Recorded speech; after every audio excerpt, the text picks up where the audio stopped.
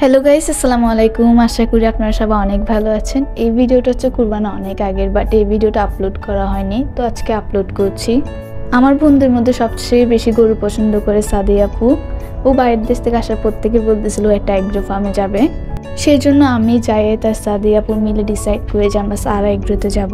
সেদিন জায়েদ বলতেছিল যে ওই এগ্রো ফার্মে আগেও গিয়েছে, গুগল ম্যাপ অন করতে হবে না, ও আমাদেরকে নিয়ে যাবে।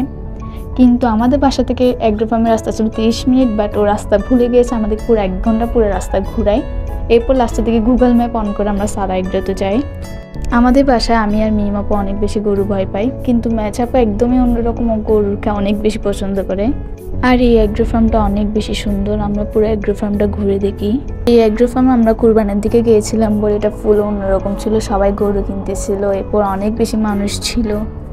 আর কুরবানের সময় এগ্রো ফার্মে যাওয়ার মজাটাই আলাদা। সবাই একটু পর পর চিল্লাচ্ছিল গরু আসতেছে বলে। সারা একটু সেই রাস্তা একটা বলিহার নদীর পার আছে, এটা সবার থেকে শুনলাম অনেক বেশি সুন্দর, এই জন্য আমরা এখানে যাবো ডিসাইড করি। এবারও জায়েদ বলতেছিল এই নদীর পাড়টা অনেক কাছে কাছে বলে বলেও আমাদেরকে অনেক বেশি দূরে নিয়ে গিয়েছে। বলতে গেলে সেদিন শুধু আমাদেরকে গাড়ি নিয়ে রাস্তায় ঘোরাচ্ছিল। এই সাইডে এনভায়রনমেন্টটা অনেক বেশি সুন্দর ছিল, এখনও কাজ কমপ্লিট হয়নি, কাজ কমপ্লিট হলে আরও অনেক সুন্দর হবে, আর স্টলও বসানো হবে। আর এই জায়গাটা নতুন বলে কোনো মানুষই ছিল না, আর বিকেলের দিকে অনেক বেশি বাতাস হচ্ছিল আর অনেক বেশি ভালো লাগছিল।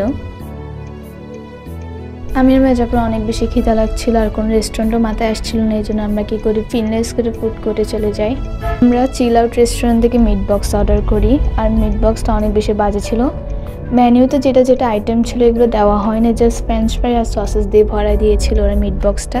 টেস্ট অনেক বাজে ছিল। এরপর আমাদের পুরো মুখের টেস্ট খারাপ হয়ে যায়। টেস্ট ঠিক করার জন্য আমরা কী করি টেস্টিতে চলে যাই মোমোস ট্রাই করার জন্য। এরপর আমরা চলে আসি বাসায় এসে কিছুক্ষণ বসি, এরপর আবার বের হয়ে যাই ফরচুন মলে বিউটি বাফেটে যাই চুল কাটার জন্য।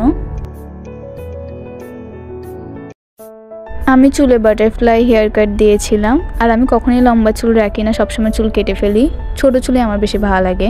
চুল কাটার পর আমরা চলে যাই মিমির দই ফুচকা ট্রাই করার জন্য। আর মিমির দই ফুচকা আগের মতো টেস্ট নাই, আগেরটাই ভালো ছিল, এখন কমে যাচ্ছে টেস্টটা।